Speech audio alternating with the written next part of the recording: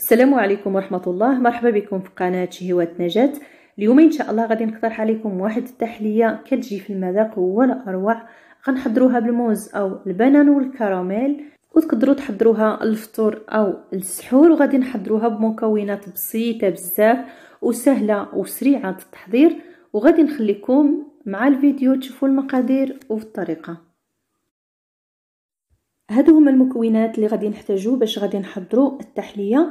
كنحتاج لتر من الحليب، كأس مع مرش من السكر الخشن او كيبقى على حساب الذوق دائما، و5 ملاعق كبيرة من شمايزينا او لا يمكن لكم تعويضها بالدقيق او كريم باتيسير.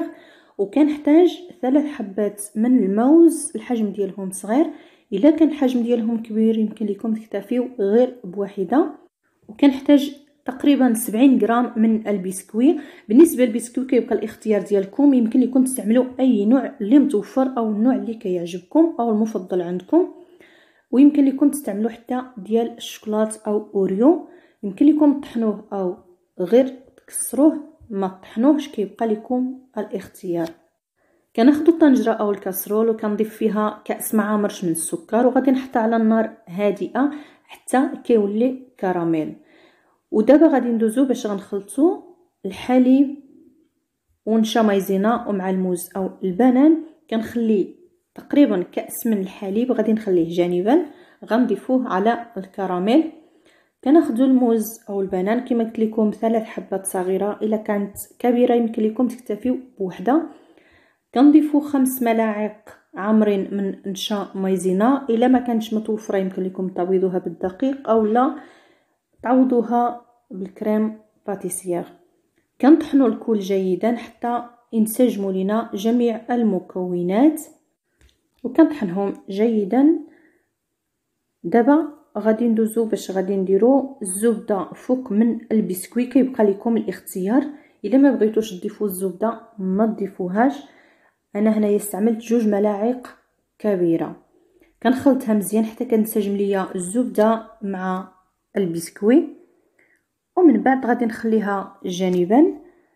دابا غادي ندوزو نشوفوا كراميل. هانتوما كما كتلاحظوا معايا بدا كيذوب، ما كنحركوش، كنحركو غير بالمهل بهذه الطريقه حتى كيذوب كامل، وما كنخليهش يطيب بزاف حتى كيتحرق باش ما كتجيناش التحليه مره. كنخليه يطيب حتى كيذوب لينا داك السكر، ما كيبقاوش حبيبات ديال السكر. من بعد كنضيف داك الكأس ديال الحليب اللي كنت احتفظت به. هانتوما كما لاحظتوا معايا السكر كيتحجر، ما تخافوش، غير كيسخن الحليب وغادي يذوب داك السكر. وكنعتذر كان عليا نضيف ملعقه صغيره من الزبده على الكراميل قبل ما نضيف الحليب، نسيتها، ماشي مشكله، غنضيفها في الاخر. نتوما ضيفوها على الكراميل مباشره قبل ما تضيفوا الحليب. من بعد ما كنضيف الزبده كنحركها حتى كتذوب لينا مع الحليب والكراميل.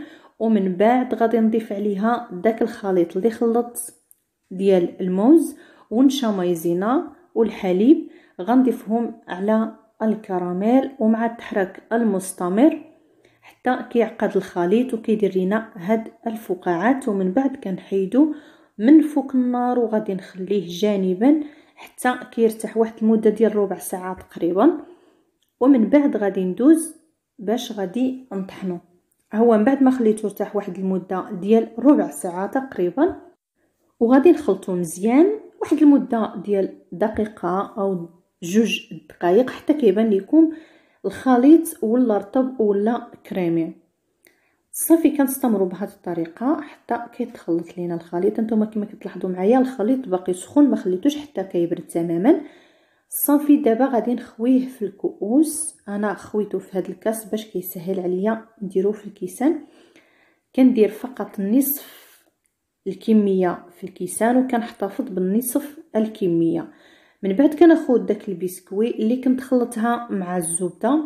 كما قلت لكم البسكوي يمكن لكم تضيفوا بسكوي ديال الشوكولات حتى هو كيجي فيها زوين بزاف، او لا يمكن لكم تسبقوها في القاع ديال الكاس قبل ما تضيفوا التحليه، كيبقى لكم الاختيار. وكنضيفها على التحليه من الفوق او على الخليط كريمي من الفوق، وكنقادوها بهذه الطريقه ومن بعد كناخذ نصف الكميه كنخلطها مزيان. غير حاولوا تسربيو باش ما كتجمدش لكم الكريمه. كما كتعرفوا المايزينا غير كتبرد وكتولي قاصحه. وكنخوي الكميه المتبقيه فوق من البسكوي غير بالمهل، لان الطبقه التحتانيه كتكون باقه رطبه ما كتكونش جامده، لان الكريمه باقه سخونه. وغادي نخليهم هنايا في المطبخ حتى كيبردوا شويه، ومن بعد غادي ندخلهم للثلاجه باش كيبردوا مزيان. دابا غادي ندوزو باش غادي نوجدوا الطبقه الفوقانيه. كنحتاجوا 2 ملاعق كبيره من السكر حبيبات كنضيفوها في الكاسرول وغادي نحطها فوق النار هادئه.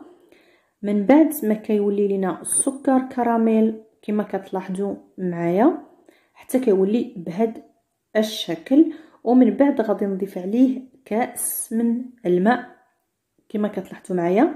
غنضيف كاس من الماء. من بعد ما كنضيفوا الماء كيتحجر لينا السكر. كما قلت لكم ما تخافوش، غير كيسخن الماء وغادي يرجع وغادي يذوب داك الكراميل.